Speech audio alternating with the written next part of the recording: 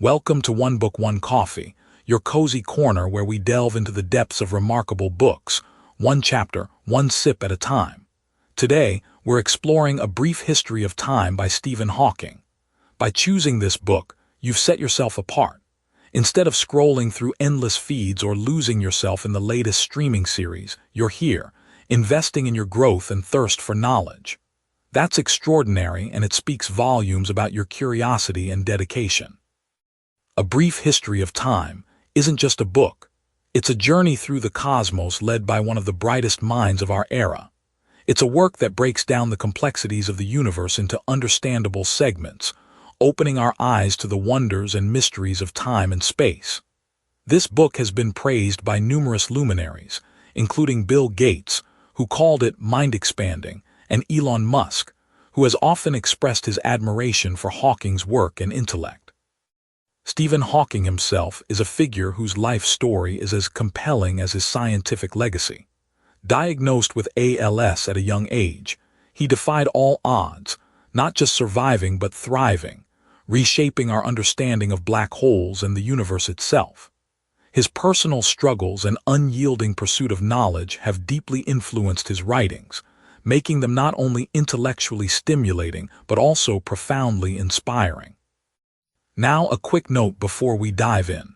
This is a detailed chapter-by-chapter walkthrough, so it's going to be a longer session. Take your time with it. There's no rush. If you need to step away, save this video to your watch later or forward the link to yourself on WhatsApp so you can pick up right where you left off. So grab your coffee, settle in, and let's walk through this book together, chapter by chapter, idea by idea. Let's begin. Understanding the Universe from a Curious Mind. Stephen Hawking was a theoretical physicist whose groundbreaking work on black holes and the nature of the universe has left an indelible mark. Despite being diagnosed with ALS, he defied expectations, continuing to work and communicate his complex theories to the public with clarity and wit. His personal challenges and triumphs are woven into the fabric of his writings, offering a poignant backdrop to his scientific endeavors. Picture this. You're sitting outside on a clear night, looking up at the stars, and suddenly you find yourself asking the same question that has captivated human minds for thousands of years. What exactly is this universe we're living in? How big is it? How did it all begin? And here's the fascinating part. Every single culture throughout history has tried to answer these questions, and their answers tell us as much about human nature as they do about the cosmos itself.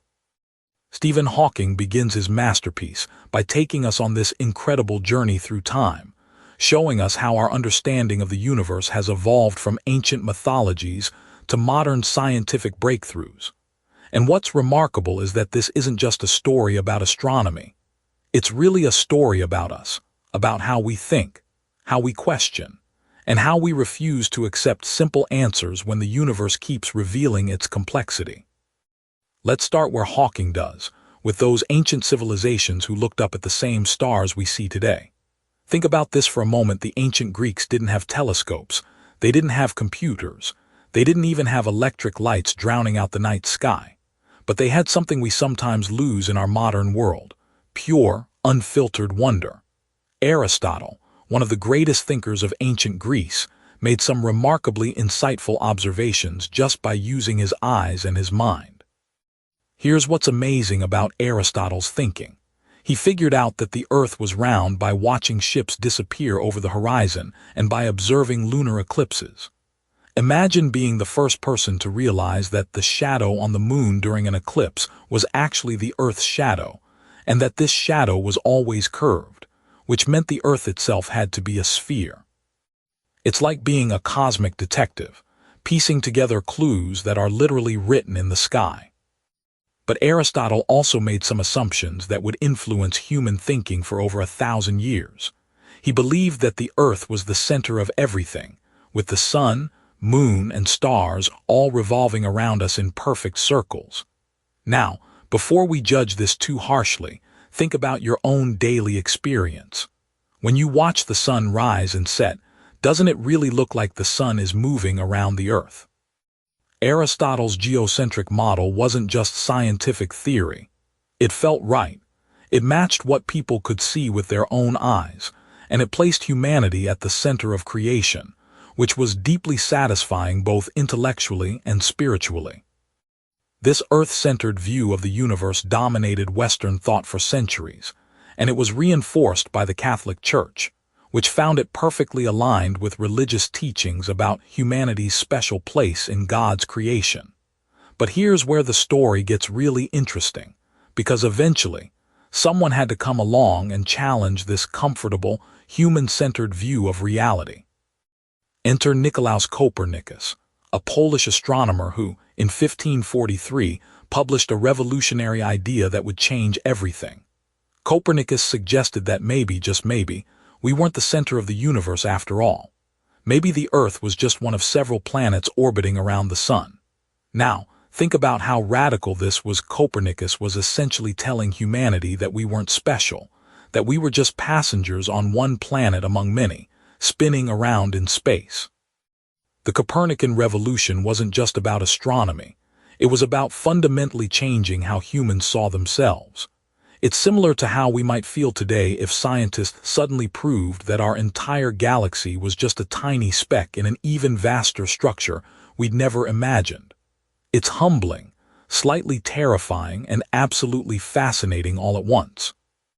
But the real game-changer came with Galileo Galilei, who took Copernicus's ideas and backed them up with hard evidence.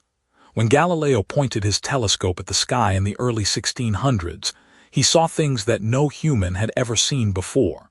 He discovered moons orbiting Jupiter, which proved that not everything in the heavens revolved around Earth. He saw the phases of Venus, which could only be explained if Venus was orbiting the Sun. And he observed that the Milky Way, which looked like a cloudy band across the night sky, was actually composed of countless individual stars. Galileo's discoveries were like having a high-definition camera in a world where everyone had been looking at blurry photographs. Suddenly, the universe revealed details that completely contradicted the established wisdom. But here's the human drama part of this story. Galileo's evidence was so threatening to the established order that the church put him on trial for heresy.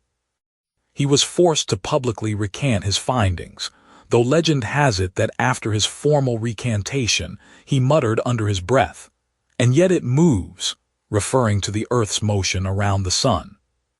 This tension between new scientific discoveries and established beliefs is something we still see today. Think about how difficult it can be for any of us to change our minds about something we've believed for years, even when presented with clear evidence. Now, imagine trying to convince an entire civilization to abandon beliefs they've held for over 1,000 years. The story doesn't end with Galileo, though.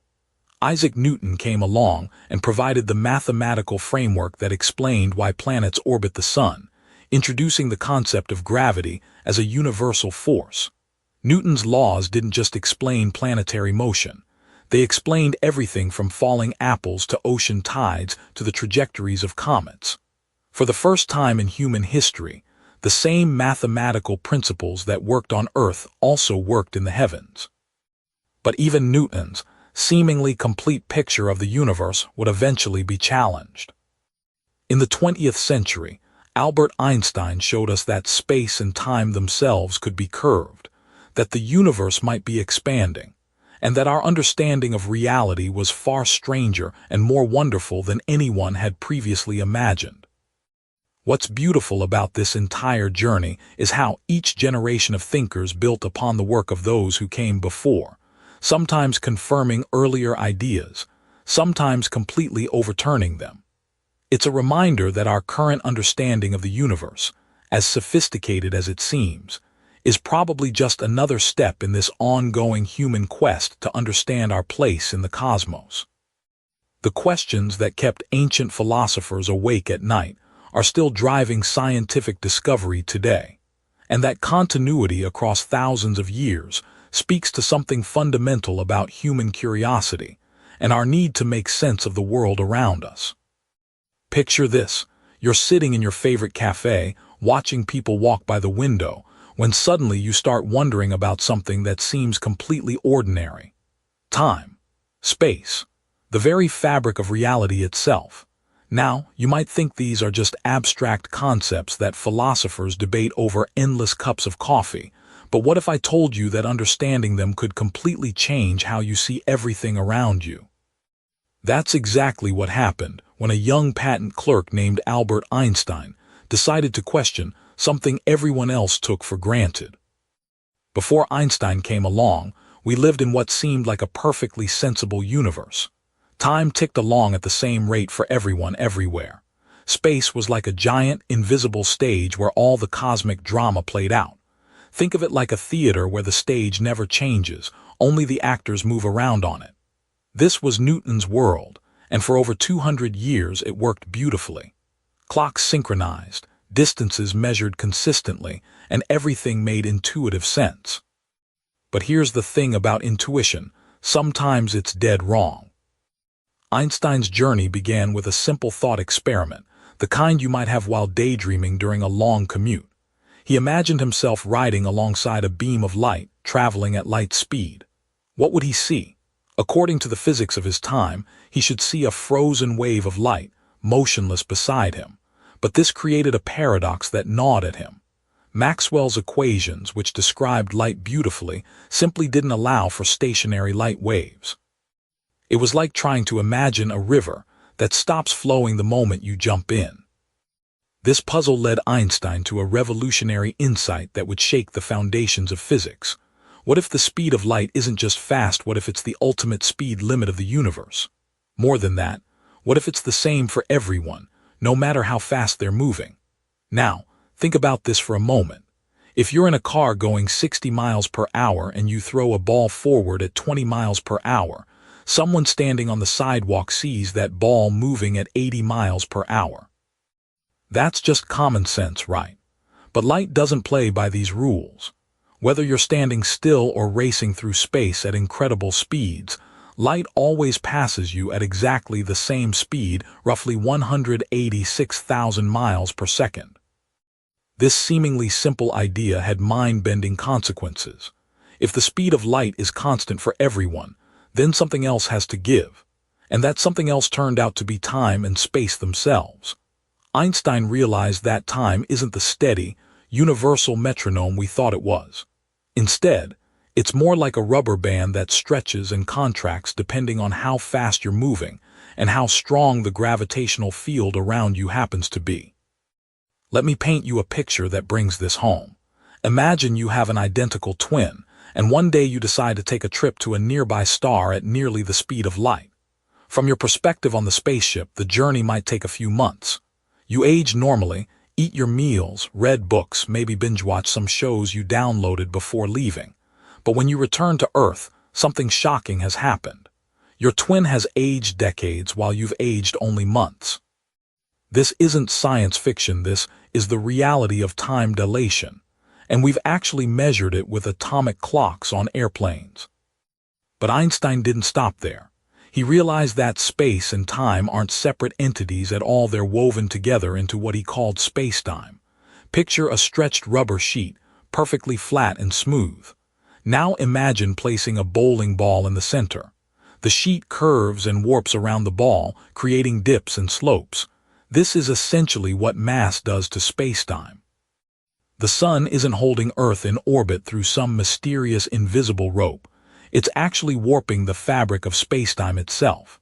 And Earth is simply following the straightest possible path through that curved space. This brings us to one of the most beautiful and counterintuitive insights in all of science. Gravity isn't really a force at all. When you drop your coffee cup and it falls to the floor, it's not because Earth is pulling it down. Instead, the cup is following the natural curvature of spacetime created by Earth's mass. It's like a marble rolling down a hill, except the hill is made of space and time themselves.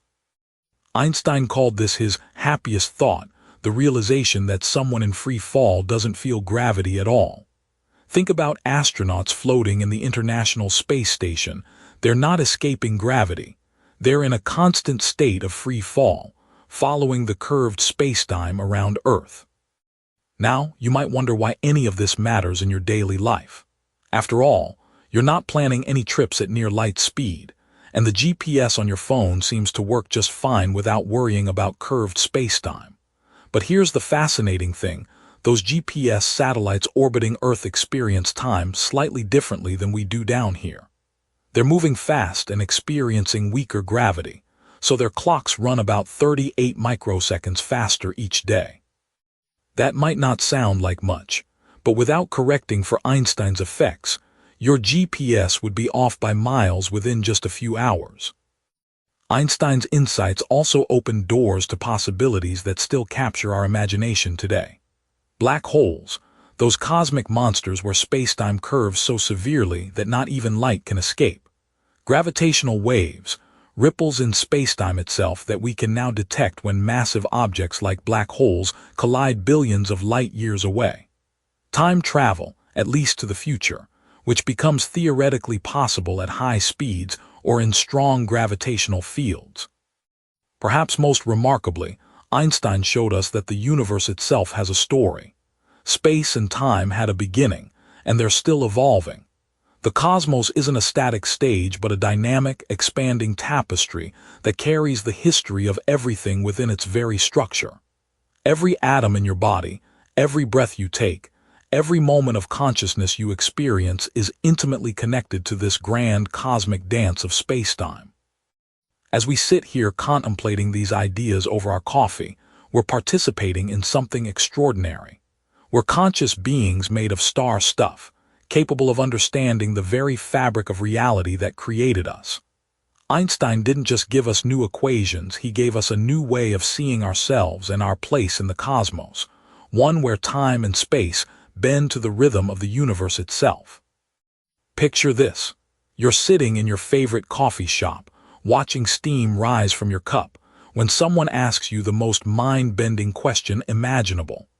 How did everything we see around us, from that coffee mug to the distant galaxies, all begin from something smaller than the period at the end of this sentence? This is exactly the kind of cosmic mystery that Stephen Hawking tackles when he guides us through one of the most revolutionary discoveries in human history, the expanding universe and the Big Bang. Now think about this for a moment. When you look up at the night sky, what do you see? Stars scattered across darkness, seemingly fixed in their eternal positions, right? For thousands of years, that's exactly what humanity believed. The universe was static, unchanging, a cosmic stage set once and for all. Even Einstein himself was so convinced of this that, when his own equations suggested the universe might be expanding, he added what he later called his greatest blunder to make the math work for a static cosmos. But here's where the story gets absolutely fascinating. In the early 20th century, a man named Edwin Hubble was peering through telescopes, and what he discovered would shake our understanding of reality to its core. Imagine you're standing on a train platform and a train is approaching while blowing its whistle. The sound gets higher in pitch as it approaches, then lower as it moves away. This is called the Doppler effect, and Hubble realized that light behaves the same way. When he looked at distant galaxies, their light was shifted toward the red end of the spectrum, which could only mean one thing: they were moving away from us. Now here's the kicker, and this is where your coffee cup analogy comes in handy. Imagine the surface of your coffee as it cools and contracts, but instead, picture it expanding. If you put tiny marshmallows on the surface to represent galaxies, as the coffee surface expands, every marshmallow moves away from every other marshmallow. The ones farther apart move away faster than the ones close together. This is exactly what Hubble observed. The farther away a galaxy was, the faster it was receding from us. The universe wasn't just expanding, it was expanding uniformly in all directions. But wait, there's more to this cosmic detective story. If everything is moving apart now, what happens when you run the film backward? Think about it like this. If you recorded a video of an explosion and played it in reverse, all the fragments would come back together at a single point. When astronomers did this mathematical reverse engineering with the expanding universe, they arrived at an astounding conclusion. Everything in the universe, all the matter and energy we see today, was once compressed into an infinitesimally small, incredibly hot and dense point. This brings us to what we now call the Big Bang, though Hawking is careful to explain that this wasn't really an explosion in the way we might imagine. There was no bomb going off in empty space. Instead, space itself began expanding, carrying matter and energy along with it. Picture a balloon being inflated, but instead of air going into the balloon, imagine the rubber itself is what's expanding, and everything that exists is painted on the surface of that balloon. The evidence for this cosmic beginning kept piling up throughout the 20th century, but perhaps the most compelling proof came from an almost accidental discovery. Two scientists, Arno Penzias and Robert Wilson, were trying to eliminate annoying static from their radio antenna when they stumbled upon what we now call the cosmic microwave background radiation. This faint whisper of ancient light, still detectable today, is literally the afterglow of the Big Bang, cooled and stretched by billions of years of cosmic expansion. It's like finding the embers of a campfire long after the flames have died down. Now you might be wondering, as many people do, what caused the Big Bang? What was there before it? These are the kinds of questions that keep cosmologists awake at night and fuel countless coffee shop conversations. Hawking addresses this by suggesting that asking what came before the Big Bang might be like asking what's north of the North Pole. Time itself began with the Big Bang, so the concept of before might not even apply. But here's where the story takes an even more incredible turn with the concept of cosmic inflation. In the 1980s, scientists realized that the standard Big Bang model, while revolutionary, couldn't explain some puzzling observations. Why was the universe so remarkably uniform in temperature? Why was it so perfectly balanced between expanding forever and collapsing back on itself? The answer came in the form of inflation theory, which suggests that in the first tiny fraction of a second after the Big Bang, the universe underwent a period of exponential expansion, growing faster than the speed of light itself. Think of inflation like this. Imagine you have a wrinkled balloon, and suddenly it inflates so rapidly and dramatically that any wrinkles become stretched out until the surface appears perfectly smooth. This is what inflation did to our universe, explaining why it appears so uniform when we look in any direction. During this brief but crucial period, quantum fluctuations, tiny random variations at the subatomic level, were stretched across vast distances, eventually becoming the seeds for galaxies, stars, and everything we see today. The implications of this discovery reach far beyond abstract physics. Every atom in your body, every element that makes up the Earth, was forged in the nuclear furnaces of stars that formed from those primordial quantum fluctuations. You are literally made of stardust, connected to the cosmic story in the most intimate way possible.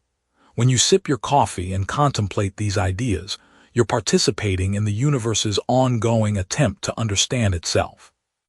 What makes this story even more remarkable is how recent these discoveries are. Your grandparents lived in a time when we didn't know other galaxies existed beyond our own Milky Way.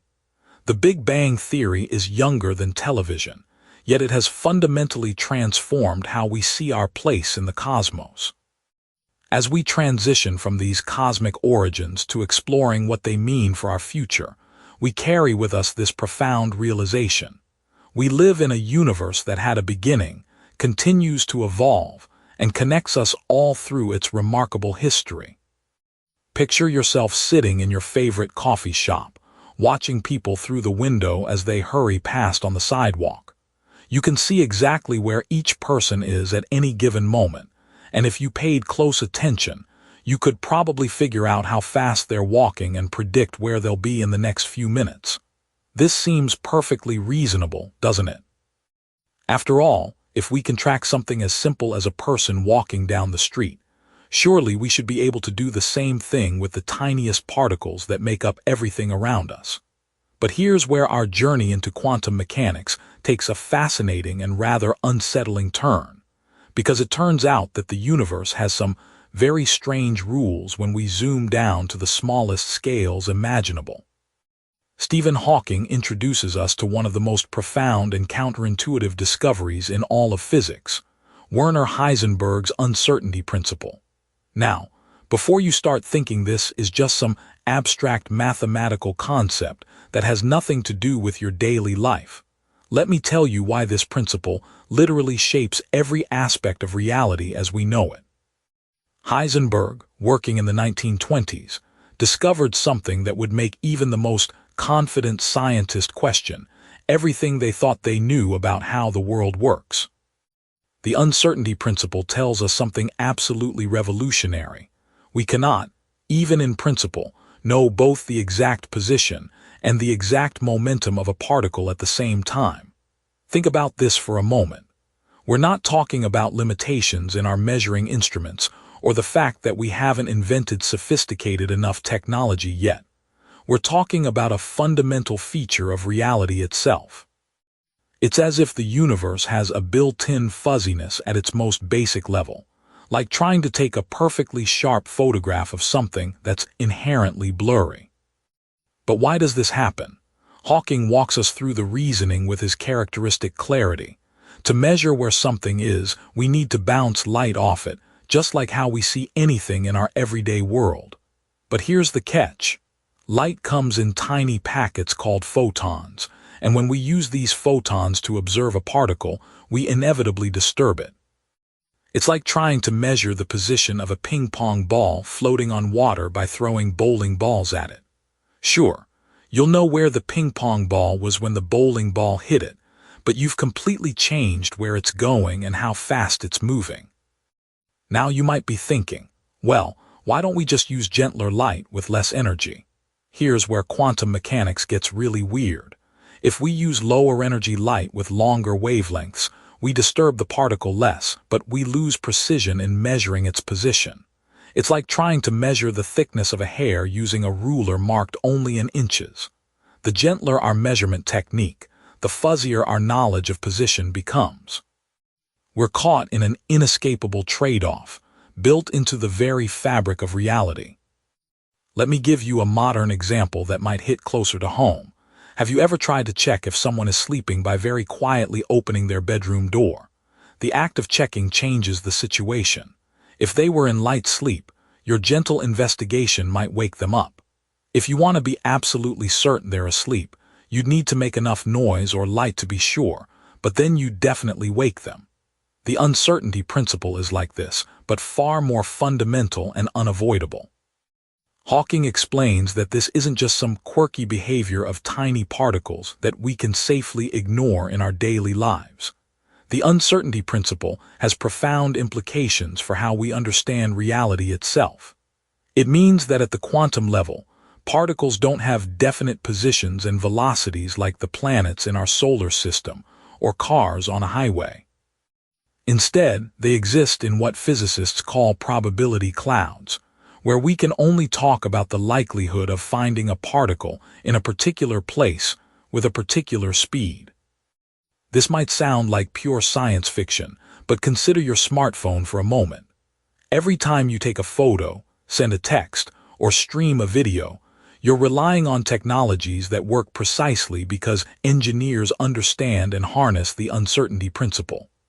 The quantum tunneling effect, which emerges directly from this fundamental uncertainty, makes modern electronics possible. Electrons can tunnel through barriers they classically shouldn't be able to cross, and this weird quantum behavior powers everything from the flash memory in your phone to the scanning tunneling microscopes that let us see individual atoms. What's particularly fascinating is how this principle completely overturns our intuitive understanding of cause and effect.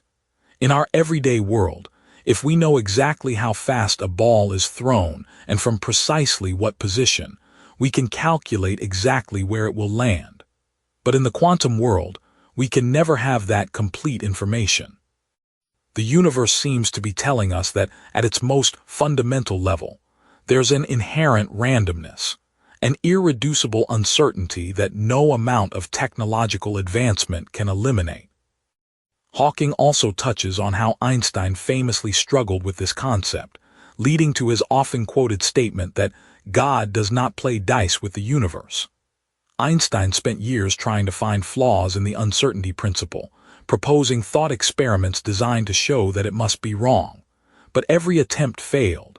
The universe, it seems, really does play dice, and the uncertainty principle is one of the fundamental rules of the game. As we wrap up our exploration of this mind-bending concept, think about how this changes everything we thought we knew about knowledge itself. The uncertainty principle tells us that there are fundamental limits to what we can know about the world, not because of our limitations as observers, but because of the nature of reality itself. It's humbling and liberating at the same time. We live in a universe that's far stranger and more wonderful than our everyday experience suggests, where the very act of observation changes what we're trying to observe, and where uncertainty isn't a bug in the system but a fundamental feature of existence itself. This sets the stage beautifully for our next exploration into how these quantum mysteries scale up to affect the larger structures of the universe, where we'll discover that even black holes aren't quite as black as we once thought. Picture this. You're sitting in your favorite coffee shop, watching people walk by on the street, and suddenly you start wondering what everything around you is really made of. That steam rising from your latte, the wooden table beneath your hands, the smartphone buzzing with notifications, even the air you're breathing. What if I told you that despite all this incredible diversity in our world, everything you see, touch, and experience is built from just a handful of fundamental ingredients? It's like discovering that every magnificent dish in a world-class restaurant comes from the same basic pantry of ingredients, just combined in different ways. Stephen Hawking invites us on this extraordinary journey into the heart of matter itself, where we'll discover that the universe operates like the most elegant recipe book ever written. When he began exploring elementary particles and the forces of nature, Hawking was essentially asking the same question that curious humans have pondered for millennia. What is everything really made of? Now think about this for a moment. When you were a child, you probably took apart toys to see what was inside. Maybe you dismantled a radio or opened up a music box, driven by that irresistible urge to understand how things work. Scientists have been doing exactly the same thing with the universe itself, taking apart matter piece by piece, going smaller and smaller, until they reach the most fundamental level possible. The story begins with what we call elementary particles, though Hawking points out with his characteristic wit that the term elementary has been redefined so many times that physicists have almost given up on calling anything truly elementary. It's a bit like how we used to think atoms were the smallest possible pieces of matter. The word atom literally means indivisible in Greek. Yet here we are, having split atoms and discovered they're made of even smaller components. It's as if we kept opening Russian nesting dolls, expecting to find the smallest one, only to discover that each doll contains yet another smaller doll inside. Let me paint you a picture of just how small we're talking about. If you took a single atom and enlarged it to the size of a football stadium, the nucleus at its center would be about the size of a marble sitting at the 50-yard line. And the particles we're discussing today, the truly fundamental ones, are smaller still. We're venturing into a realm where our everyday intuitions completely break down, where particles can be in multiple places simultaneously, and where the very act of observing something changes its behavior. Hawking guides us through the discovery that all matter is composed of two basic types of particles, quarks and leptons. Think of quarks as the gregarious, social particles that love hanging out together. They never appear alone in nature, always bound together in groups. It's like they're the ultimate extroverts of the particle world, unable to exist in isolation. Protons and neutrons, the building blocks of atomic nuclei, are actually made of 3 quarks each, held together by an incredibly strong force. The leptons, on the other hand, are the loners. The most famous lepton is the electron, that tiny particle orbiting atomic nuclei, carrying the electric current through your devices right now. But leptons also include some more exotic characters like muons and neutrinos. Neutrinos are particularly fascinating because they're incredibly antisocial. Trillions of them are passing through your body right now as I speak, having traveled from the sun, and they barely interact with anything. They're like cosmic ghosts, streaming through the entire Earth as if it weren't even there. But particles alone don't tell the whole story. What makes the universe truly fascinating are the forces that govern how these particles interact with each other. Hawking explains that everything that happens in the universe, from the fusion reactions powering the sun to the chemical processes in your brain as you listen to these words, can be explained by just 4 fundamental forces. Consider gravity, the force we're most familiar with. It's what keeps your coffee in your cup and your feet on the ground, yet it's actually the weakest of all the fundamental forces. If you can lift a paperclip with a small magnet, you're using electromagnetic force to overcome the gravitational pull of the entire Earth. That's how much stronger electromagnetism is than gravity. Yet gravity shapes the largest structures in the universe because it has infinite range and only attracts, never repels. The electromagnetic force is the show-off of the fundamental forces. It's responsible for light, electricity, magnetism, and the chemical bonds that hold molecules together. When you see the vibrant colors of a sunset or feel the warmth of sunlight on your skin, you're experiencing electromagnetic radiation. The screen you might be looking at right now, the signals carrying this audio to your ears, even the biological processes that allow your neurons to fire, all depend on electromagnetic interactions. Then we have the strong nuclear force, which Hawking describes as the cosmic glue holding atomic nuclei together. Without it, protons in the nucleus would fly apart due to their mutual electromagnetic repulsion.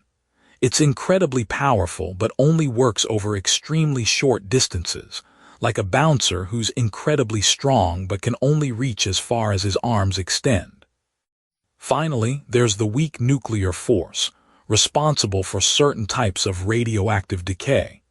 It might sound insignificant, but without it, the nuclear reactions in stars wouldn't work properly, and we wouldn't have the heavy elements necessary for life. Now, here's where Hawking's genius really shines through. He explains that physicists have discovered something remarkable. These forces aren't actually separate entities. At extremely high energies, the kind that existed in the first moments after the Big Bang, these forces merge together. It's like discovering that what you thought were 4 different rivers are actually branches of the same mighty waterway, separated only when the landscape cools and settles. This unification represents one of the most profound insights in modern physics. Scientists have successfully unified the electromagnetic and weak forces into what's called the electroweak force.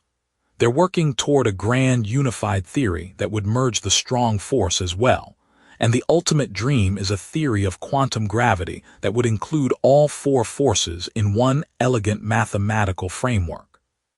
As we wrap up this exploration of nature's fundamental building blocks, it's worth reflecting on how this knowledge connects to our daily lives. Every technology we use, from the GPS in your phone that accounts for relativistic effects to the MRI machines in hospitals that manipulate quantum spins, builds upon our understanding of these elementary particles and forces. We're not just passive observers of this cosmic dance. We're active participants, using these fundamental principles to reshape our world and reach toward the stars.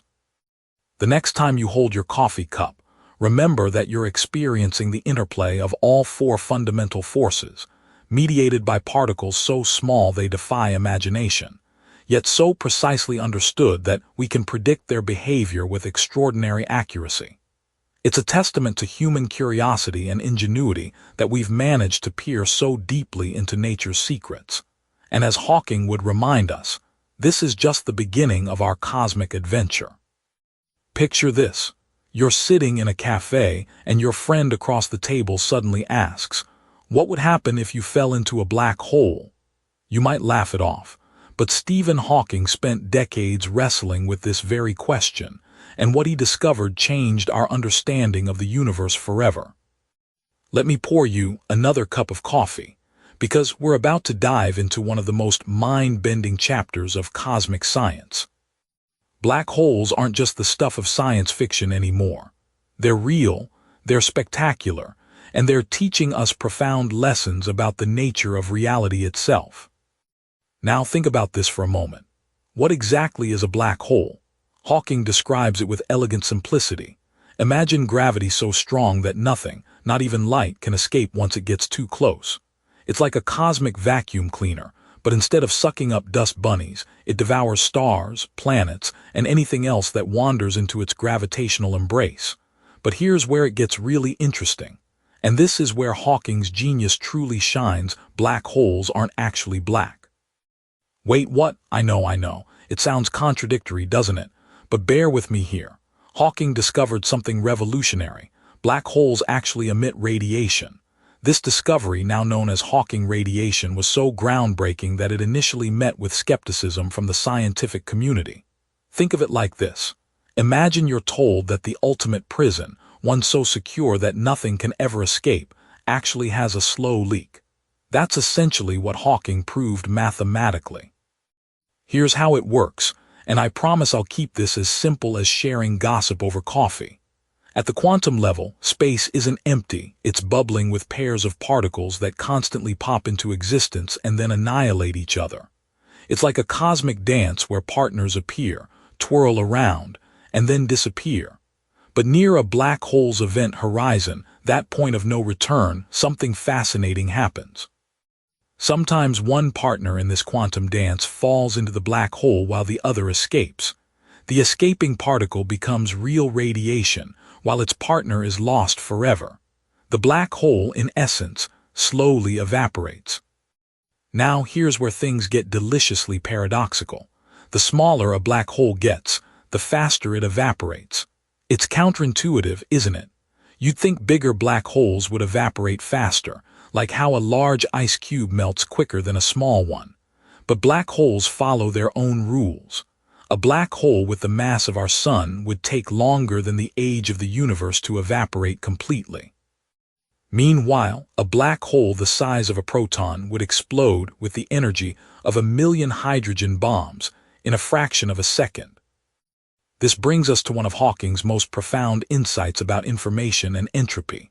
Imagine you have a library, your entire life's collection of books, photos, memories, everything that makes you who you are.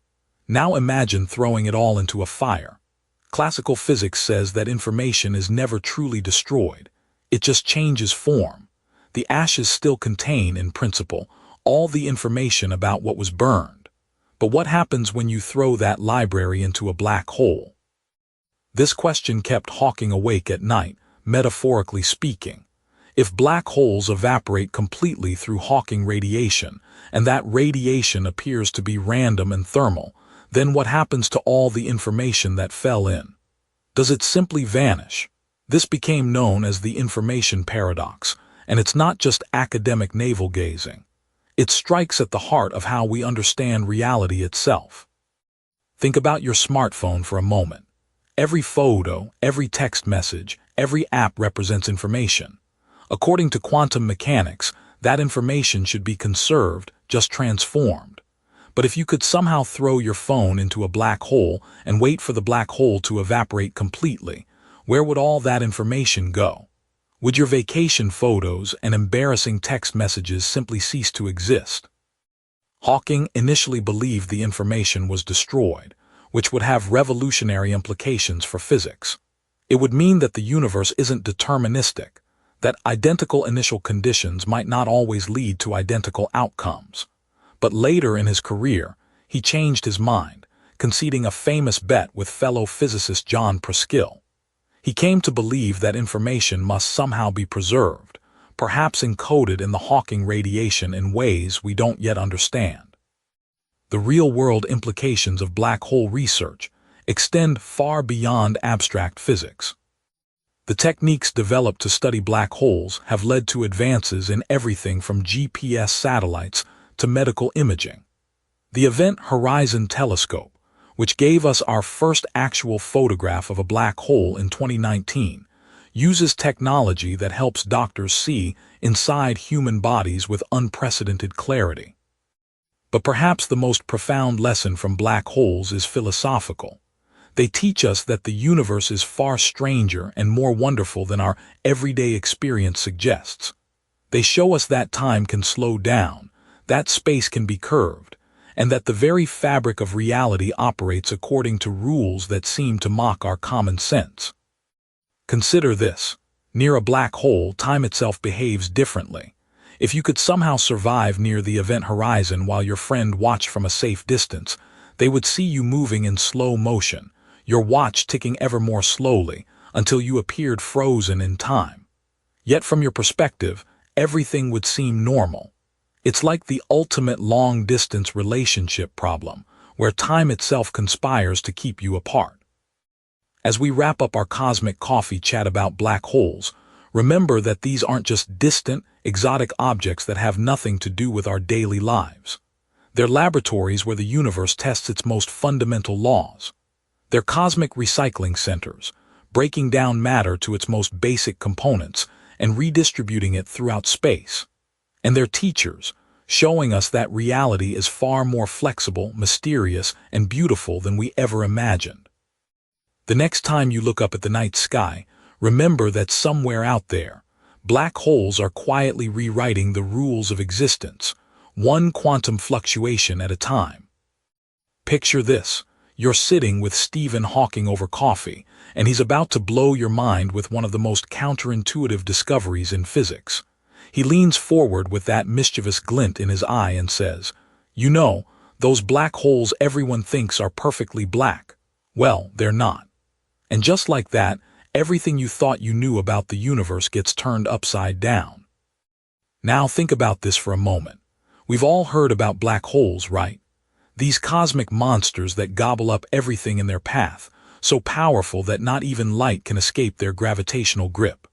They're the ultimate cosmic vacuum cleaners, the point of no return in space.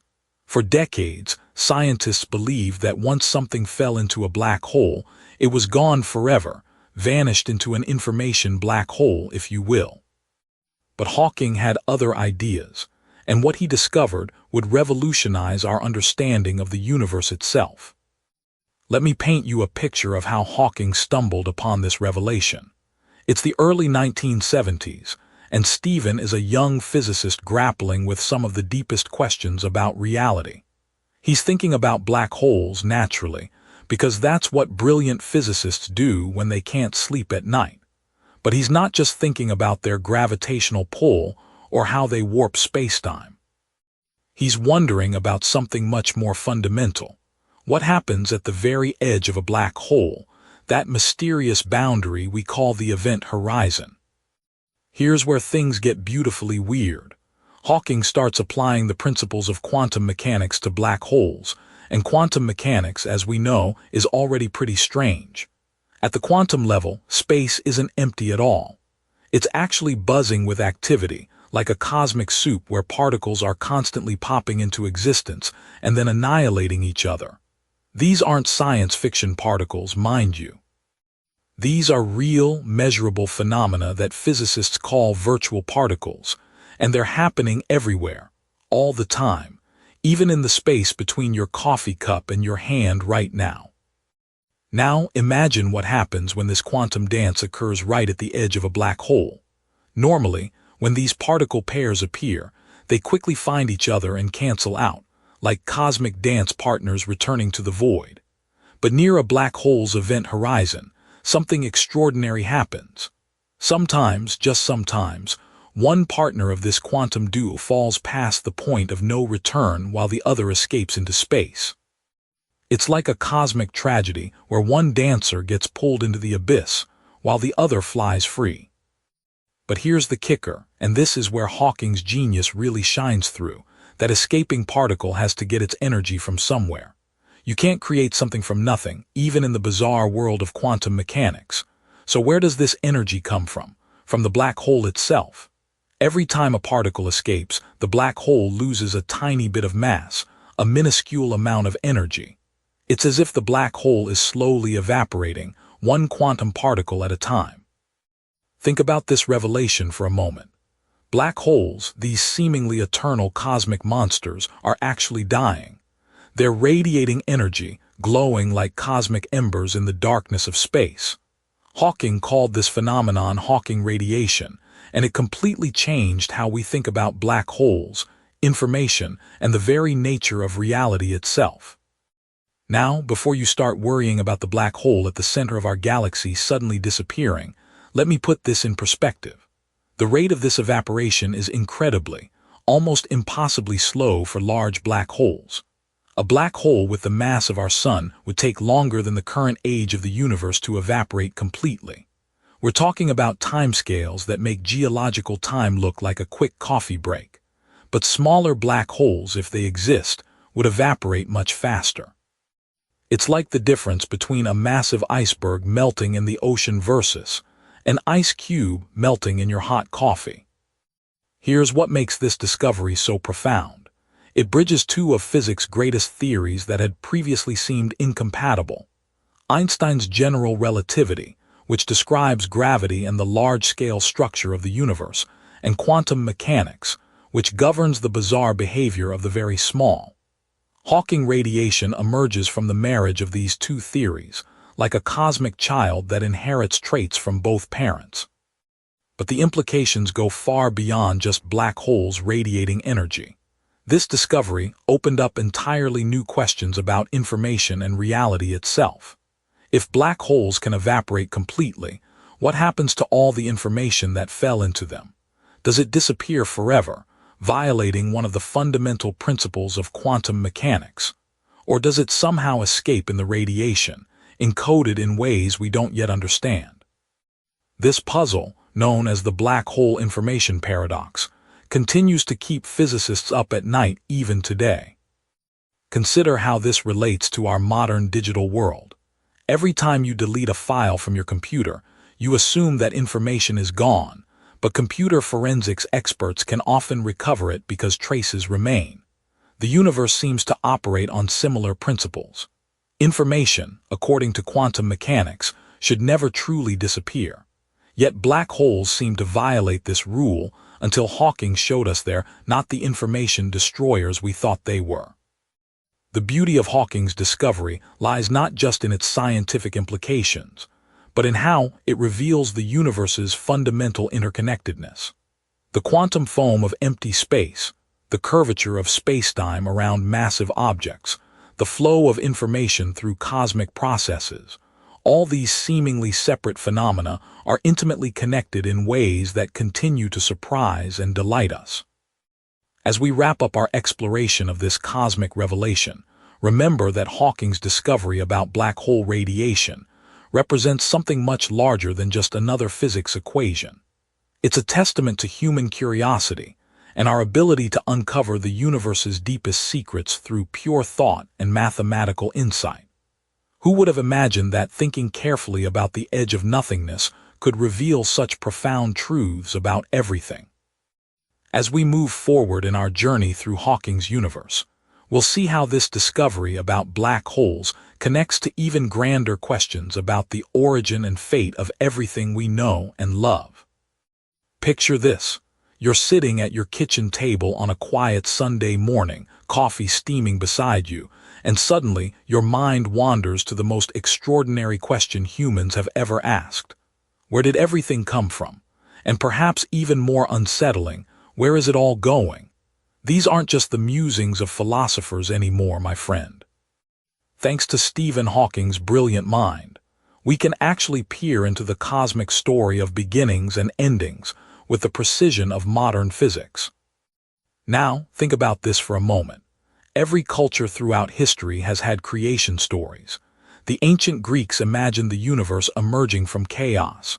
Norse mythology spoke of the world tree Yggdrasil. But what Hawking reveals in this section is something far more remarkable than any myth. The universe itself is telling us its story through the language of mathematics and observation. Let's start at the very beginning, which Hawking reminds us is a very good place to start. The Big Bang Theory isn't just some wild scientific guess. It's backed by evidence so compelling that it's revolutionized how we understand reality itself. Imagine trying to watch a movie in reverse. You see the explosion, then somehow all the fragments fly back together to form the original object.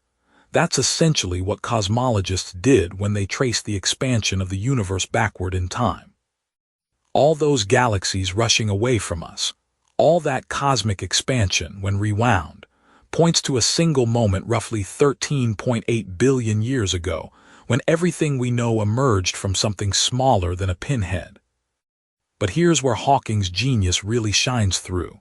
He doesn't just tell us what happened, he helps us grapple with what it means. Think about your morning routine. You wake up, make coffee, check your phone. There's a clear sequence, a flow of time from past to future. But at the moment of the Big Bang, time itself began. There was no before because before requires time to exist. It's like asking what's north of the North Pole. The question itself doesn't make sense because you've reached the boundary of the concept. This leads us into one of the most mind-bending aspects of modern cosmology. Hawking explains how the early universe was so hot and dense that the fundamental forces we know today were unified into a single superforce. Imagine a bustling coffee shop where everyone speaks the same language, but as it cools down, groups of people naturally separate and start speaking different languages. That's what happened as the universe expanded and cooled. Gravity split off first, then the strong nuclear force, then the electromagnetic and weak nuclear forces went their separate ways. Now let's talk about what this means for us today. Every atom in your body, every element that makes up the chair you're sitting on, was forged in the nuclear furnaces of stars that lived and died billions of years ago. When Hawking describes stellar nucleosynthesis, he's not just explaining astrophysics, he's revealing your cosmic ancestry. You are literally made of stardust. That's not poetic metaphor, that's scientific fact. The calcium in your bones, the iron in your blood, the oxygen you breathe, all of it was created in stellar cores and scattered across the universe when those stars exploded as supernovae. But what about the future? This is where Hawking's exploration becomes both fascinating and sobering. Just as we can trace the universe backward to its beginning, we can project forward to contemplate its ultimate fate. The key question revolves around something called the critical density. Picture the universe as a ball thrown upward from Earth's surface. If you don't throw it hard enough, gravity will eventually pull it back down. Throw it at exactly the right speed, and it will coast to a stop infinitely far away. Throw it too hard, and it will escape forever, slowing down but never quite stopping. The universe faces the same three possibilities. If there's enough matter and energy to provide sufficient gravitational pull, expansion will eventually halt and reverse, leading to what cosmologists playfully call the Big Crunch. Everything that expanded outward would collapse back inward, potentially ending in a singularity similar to where it all began. It's like watching that movie in reverse again, but this time for real. If there's exactly the critical amount of matter, the universe will expand forever, but at an ever-slowing rate, asymptotically approaching a stop. But if there's less than the critical density, as current observations suggest, the universe will expand forever at an accelerating rate. This scenario, driven by the mysterious dark energy that Hawking touches upon, leads to what scientists call heat death. Not a fiery end, but a cold, dark whimper as the universe expands and cools until stars burn out, and even black holes evaporate through Hawking radiation. Here's what's remarkable about our current situation. We're living in what might be called the golden age of the universe.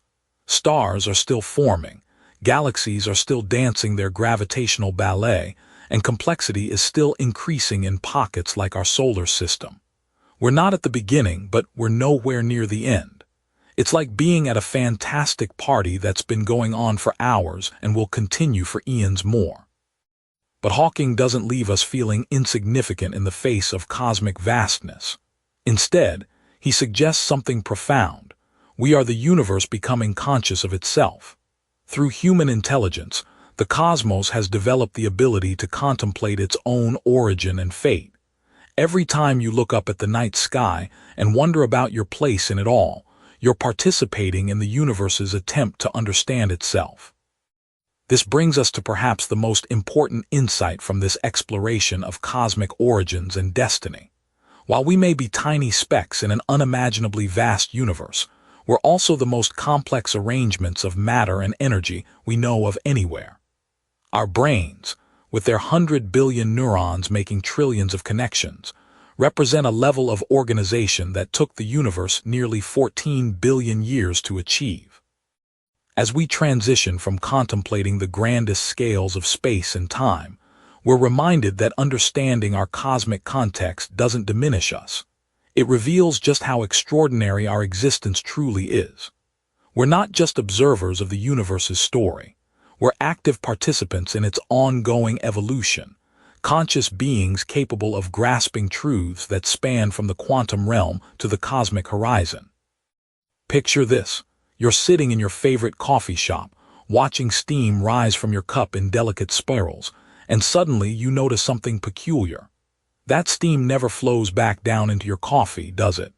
The cream you just stirred in doesn't magically separate itself back into distinct swirls. Your phone battery doesn't spontaneously recharge itself, and that text you just sent doesn't unsend itself back through the digital ether. Welcome to one of the most fascinating puzzles in all of physics. Why does time seem to have a direction? Stephen Hawking called this the arrow of time, and it's a concept that touches every moment of our existence, yet remains beautifully mysterious. Think about it for a second. The fundamental laws of physics, those elegant equations that describe how particles move and interact, don't actually care which direction time flows. If you filmed a single electron moving through space and played the footage backwards, a physicist couldn't tell the difference. The math works perfectly in both directions. So why does our everyday experience scream that time has an obvious direction, flowing relentlessly from past to future? This question kept Hawking awake at night, and once you start thinking about it, it might keep you up too. Imagine watching a movie of a glass falling off a table and shattering on the floor. Now imagine that same movie played in reverse, showing glass fragments leaping up from the floor, assembling themselves into a perfect glass, and landing gently on the table. Your brain immediately knows something's wrong with the second version, even though the fundamental physics involved, gravity and molecular forces, work the same way in both directions. The answer lies in a concept that sounds almost philosophical but is deeply rooted in physics: entropy. Now, before your eyes glaze over thinking about thermodynamics textbooks, let me explain this in terms of your morning routine. Entropy is essentially a measure of disorder, and the universe has an almost obsessive tendency to become more disordered over time. Think of your bedroom. Left to its own devices, it naturally tends toward chaos. Clothes pile up, books scatter, dust accumulates. You never wake up to find your room has spontaneously organized itself overnight, do you? This isn't just about messy bedrooms, though. It's about the fundamental structure of reality itself. When Hawking examined this concept, he realized that the arrow of time emerges from this universal tendency toward increasing disorder. Your coffee cools down because heat energy spreads out, becoming more disordered. The cream mixes in because molecular motion naturally leads to a more random distribution. These aren't just quirks of kitchen physics. They're manifestations of one of the deepest principles governing our universe. But here's where things get really interesting, and where Hawking's genius truly shines. He identified not just one arrow of time, but 3 distinct arrows, all mysteriously pointing in the same direction. There's the thermodynamic arrow we just discussed, where entropy increases. Then there's what he called the psychological arrow of time, the direction in which we feel time passes, the direction in which we remember the past but not the future. And finally, there's the cosmological arrow, the direction of time in which the universe is expanding rather than contracting. Now think about this. Why should these 3 arrows point in the same direction? It's not immediately obvious that they should be connected at all. The fact that your memory works forward in time, that your coffee cools down, and that distant galaxies are racing away from us could theoretically be completely unrelated phenomena. But Hawking proposed that they're intimately connected, and his reasoning is both elegant and profound. Consider your brain for a moment. Every memory you form, every thought you think, every decision you make involves your neurons organizing information in new ways. This is fundamentally a thermodynamic process, requiring energy and inevitably producing heat and disorder elsewhere in the system. Your psychological arrow of time, your sense of moving from past to future, is literally built on the foundation of the thermodynamic arrow. You remember the past rather than the future because remembering is a physical process that creates disorder, and that disorder can only increase in one direction. The cosmological arrow adds another layer to this puzzle. We live in an expanding universe, one that started from an incredibly ordered state in the Big Bang and has been spreading out and cooling down ever since. This cosmic expansion provides the ultimate backdrop for entropy increase. In a contracting universe, Hawking speculated, the thermodynamic arrow might reverse, and with it, perhaps our psychological arrow as well. Imagine living in a universe where broken glasses spontaneously reassembled themselves, and people remembered the future instead of the past. This isn't just abstract theorizing, either. These ideas have practical implications that touch our daily lives in unexpected ways. Every time you use your smartphone, you're witnessing the arrow of time in action. The battery drains because energy flows from organized chemical potential to random heat. The processor generates heat because computation itself is fundamentally about organizing and reorganizing information, a process that inevitably increases overall entropy. Even the data you store and retrieve follows these same principles.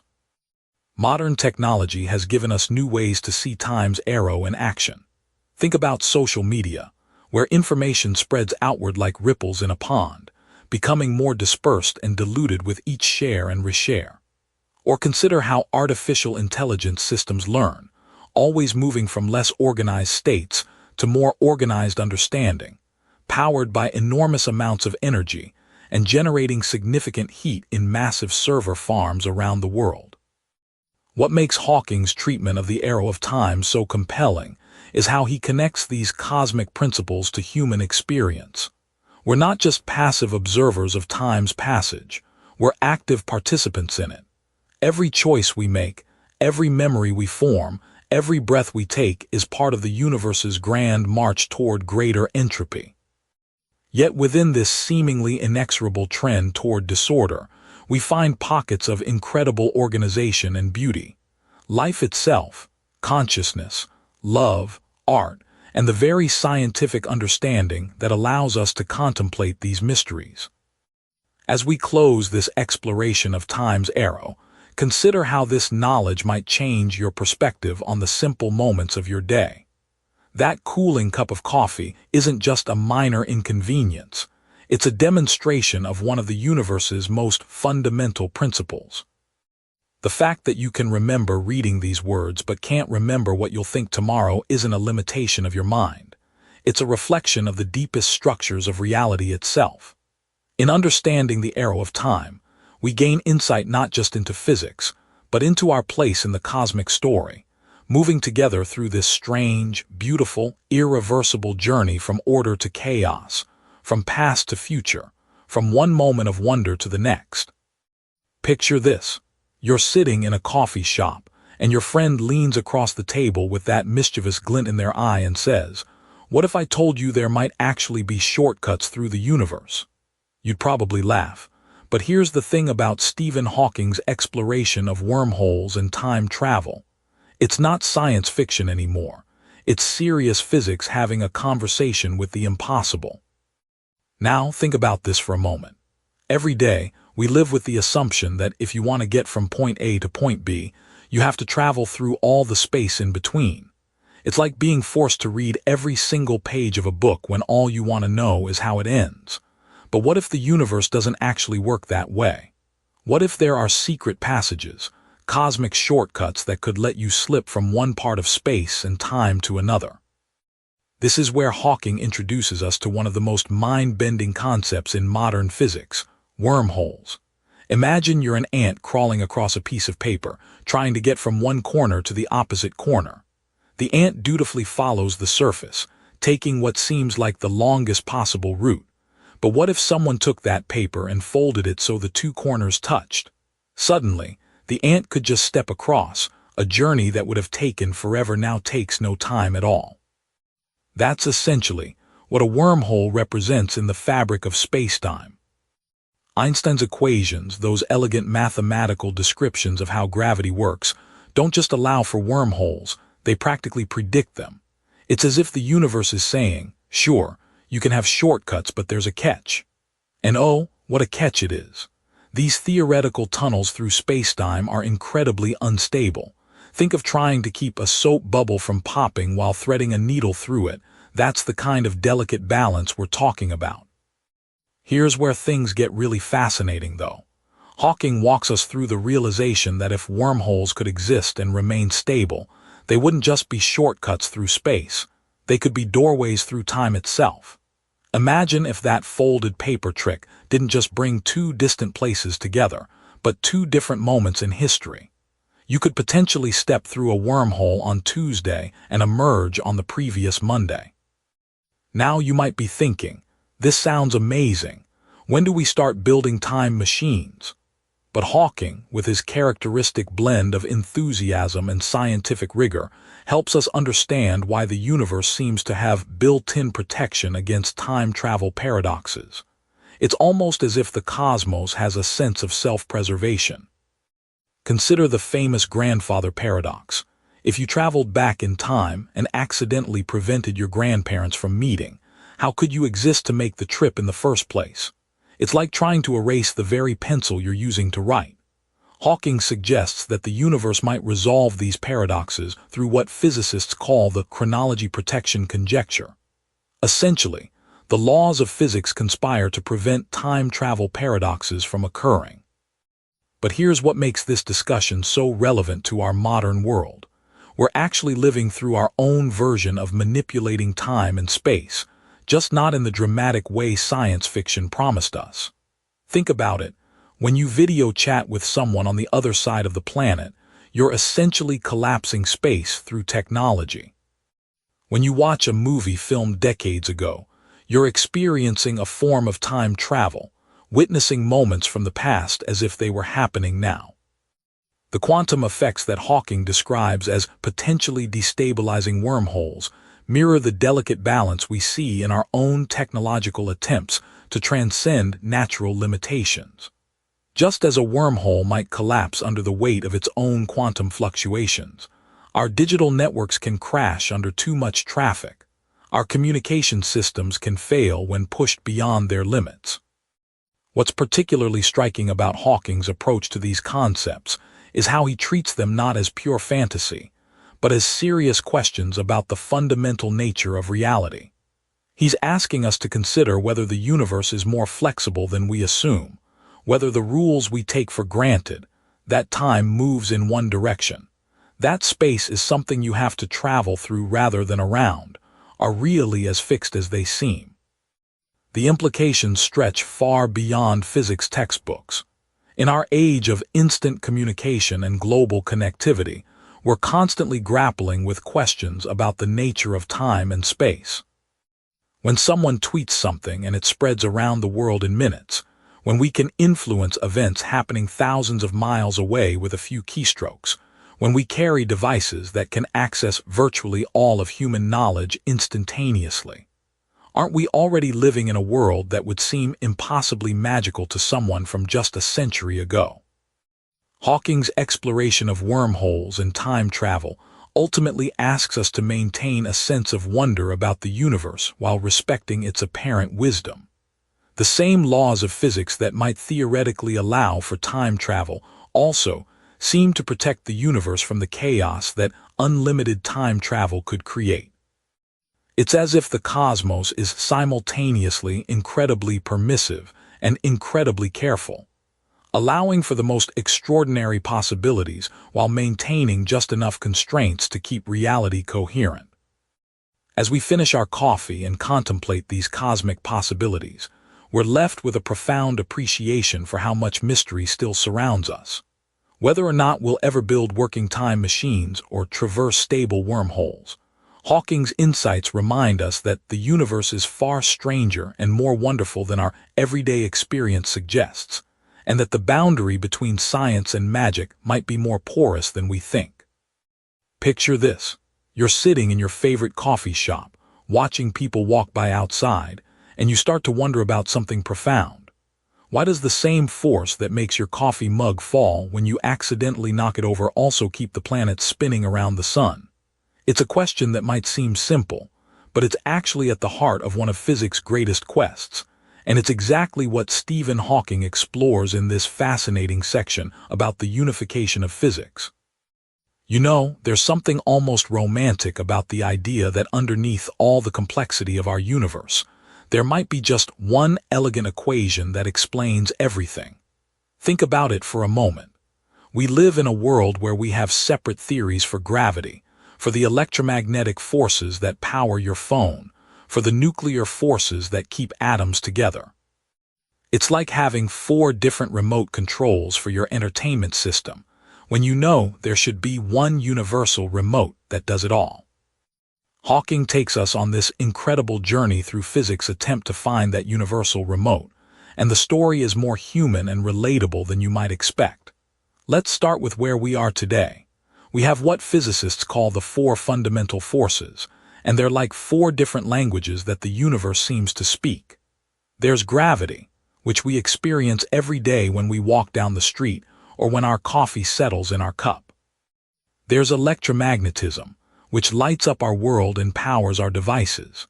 Then there are 2 nuclear forces, the strong force that holds the center of atoms together, and the weak force that's responsible for certain types of radioactive decay.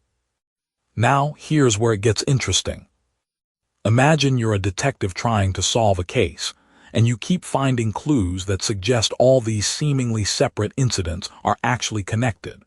That's exactly what happened in physics. In the 1960s and 70s, physicists started to discover that these forces weren't as separate as they appeared. It was like realizing that the person you thought were 4 different neighbors were actually the same person wearing different disguises. The first breakthrough came when scientists figured out how to unify electromagnetism with the weak nuclear force. This wasn't just academic curiosity, by the way.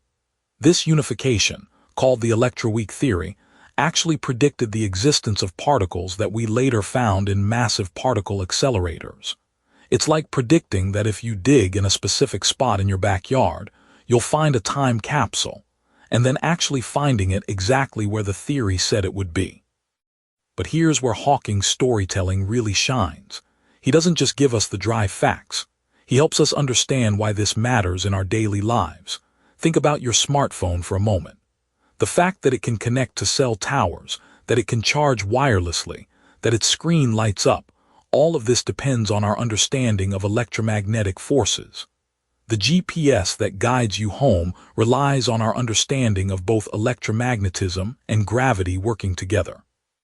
We're literally living inside the practical applications of unified physics.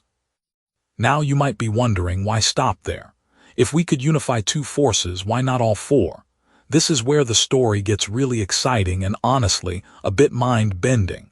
Physicists have been working for decades to create what they call a theory of everything, and it's exactly what it sounds like. One theory that would explain every force, every particle, every interaction in the universe. The challenge is enormous, though. It's like trying to write a single recipe that could make every dish in the world. Gravity, in particular, has been the stubborn holdout. Einstein spent the last 30 years of his life trying to unify gravity with electromagnetism, and he never succeeded. It's not that he wasn't brilliant enough, it's that the problem is almost incomprehensibly difficult. Here's an analogy that might help. Imagine you're trying to understand how a city works, and you've figured out the traffic patterns, the electrical grid, and the water system. But there's this one system, let's call it gravity, that operates on a completely different scale and follows completely different rules. That's the challenge physicists face. Gravity works beautifully when we're talking about planets and stars, but when we try to apply it to the quantum world of atoms and particles, the math literally breaks down. This is where modern theories like string theory come in, and Hawking gives us a glimpse into these cutting-edge ideas. String theory suggests that at the most fundamental level, everything in the universe is made of tiny vibrating strings. It's like saying that all music, from a gentle lullaby to heavy metal, comes from vibrating strings, just at different frequencies. The mathematics is incredibly complex, but the basic idea is surprisingly elegant. What's fascinating is how this quest for unification reflects something deeply human about how we understand our world. We've always looked for patterns, for connections, for simple explanations that tie everything together. Ancient cultures created myths that explained both the changing seasons and human behavior. Today, we're doing something similar, just with equations instead of stories. But here's what Hawking emphasizes, and what makes this so relevant to our lives today. This isn't just about satisfying scientific curiosity. A unified theory could revolutionize technology in ways we can barely imagine. Think about how our understanding of quantum mechanics led to computers and lasers.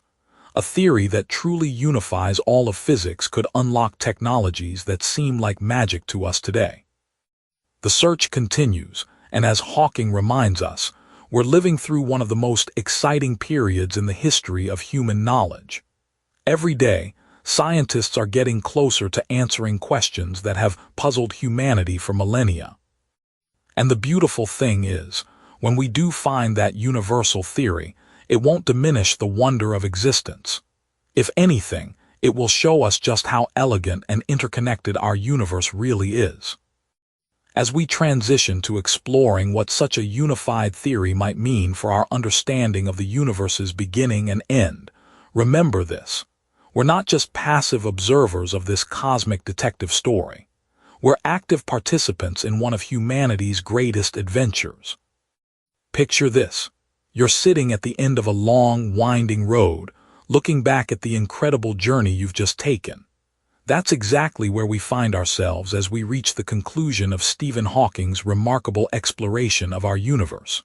We've traveled together through the deepest mysteries of space and time, and now it's time to pause, take a sip of that coffee, and reflect on what we've discovered about the cosmos and ourselves. When Hawking began writing A Brief History of Time, he had a bold vision. He wanted to create a book that would make the universe accessible to everyone, not just physicists in ivory towers. Think about that for a moment. Here was one of the most brilliant minds of our time, grappling with equations that could fill entire blackboards, and he chose to translate that complexity into something you and I could understand over a casual conversation. That's not just scientific communication, that's an act of profound generosity. Throughout our journey, we've encountered ideas that would have seemed like pure fantasy to our ancestors. We've learned that time itself can stretch and compress like taffy, that space can curve and bend, and that the universe had a beginning and might have an end. We've discovered that the very atoms in our bodies were forged in the nuclear furnaces of dying stars, making us quite literally children of the cosmos. Now, isn't that something worth contemplating as you look up at the night sky tonight? What strikes me most about Hawking's conclusion is his emphasis on the fundamental human drive to understand. Think about this. Here we are, these remarkable biological machines that emerged from billions of years of evolution, and we've developed the capacity not just to survive, but to wonder. We can look at the stars and ask not just what are they, but how do they work, and where did they come from? That's extraordinary when you really consider it. Hawking reminds us that science isn't some cold, distant pursuit reserved for geniuses in laboratories. It's the most human activity imaginable. Every time a child asks, "Why is the sky blue?" or "What makes the stars shine?" They're participating in the same quest that drives cosmologists to peer billions of years into the past through their telescopes. The questions might get more sophisticated, but the wonder remains beautifully, essentially human. Consider how far we've come in just the past few decades. When Einstein first proposed his theories of relativity, they seemed almost mystical. Time dilation, curved space-time. The idea that massive objects could bend the very fabric of reality seemed like something out of a science fiction novel. Yet today, your smartphone relies on corrections for relativistic effects to give you accurate GPS directions. The universe's most exotic physics has become part of our daily lives, helping us navigate to the nearest coffee shop. This brings us to one of Hawking's most profound insights, the relationship between the very large and the very small. We've seen how quantum mechanics, the science of the impossibly tiny, connects to general relativity, the science of the cosmic scale. The same principles that govern the behavior of subatomic particles also shape the destiny of entire galaxies. It's as if the universe is written in a single, elegant language that speaks at every scale, from the quantum foam to the cosmic web. But perhaps the most moving aspect of Hawking's reflection is his consideration of our place in this vast cosmic story. We exist for such a brief moment in cosmic time. If the history of the universe were compressed into a single year, human civilization would occupy only the last few seconds before midnight on December 31st. Yet in that infinitesimal span, we've managed to decode many of the universe's deepest secrets. We've learned to read the cosmic background radiation like an ancient text, telling us about the universe's first moments. We've detected gravitational waves, literally feeling the space-time ripples from colliding black holes billions of light-years away. Now think about this. Hawking wrote much of this book while battling ALS, a disease that gradually robbed him of his ability to move and speak. Yet his mind remained free to roam the cosmos, to explore black holes and contemplate the nature of time itself. There's something profoundly beautiful about that image. Here was a man whose body was increasingly confined, yet whose thoughts could travel to the edge of the observable universe and beyond. This leads us to one of the most important questions Hawking poses. Will we ever have a complete theory of everything? A single equation that could explain all the forces and particles in the universe? Even if we achieve this remarkable goal, Hawking suggests, it wouldn't be the end of physics. It would be just the beginning of a new phase of understanding. We would still need to understand why the universe exists at all, why there's something rather than nothing. These aren't just academic questions. They touch on the deepest aspects of human existence. When we understand more about the universe, we understand more about ourselves. We learn that we're not separate from the cosmos but intimately connected to it. The carbon in our muscles, the iron in our blood, the calcium in our bones, all of it was forged in stellar furnaces and scattered across space by dying stars. We are quite literally made of star stuff, as Carl Sagan so beautifully put it. As we conclude this remarkable journey through space and time, Hawking leaves us with both humility and hope. Humility because we've seen how vast and mysterious the universe remains, despite all our progress. Hope because we've also seen the incredible power of human curiosity and intelligence to unlock nature's secrets. The same species that once huddled around fires, frightened by thunder, now sends robots to Mars and detects planets around distant stars. The story isn't over. In fact, we might be just at the beginning. Every answer we find opens up new questions, new mysteries to explore, and that's exactly as it should be. The universe, it seems, is not just stranger than we imagine, it's stranger than we can imagine. But that doesn't stop us from trying, and in that trying, we find perhaps the most beautiful expression of what it means to be human. In A Brief History of Time, Stephen Hawking takes us on a journey through the universe, exploring the fundamental questions of existence and the intricate workings of our cosmos. From the Big Bang to black holes, Hawking unravels the mysteries of time and space with a blend of scientific insight and accessible storytelling. Here are some key takeaways. 1. The universe is a complex yet understandable place. Hawking illustrates that while the universe is vast and complex, it's not beyond our understanding. Start with small questions about the world around you and build your curiosity. This can help you appreciate the beauty and order in seemingly chaotic phenomena. 2. Question everything. Science thrives on curiosity and skepticism. If something puzzles you, dive deeper and seek explanations. Start incredibly small, ask questions about everyday occurrences, and build up to more complex concepts. This habit will expand your thinking and understanding. 3. Embrace change and uncertainty. The universe is constantly evolving, and so is our understanding of it. Be patient with yourself and open to new ideas. Accept that what we know now might change, and that this is a natural part of learning and growth. 4. The power of imagination. Hawking emphasizes the role of creativity in scientific discovery. Allow your imagination to roam free, whether through reading, writing, or dreaming.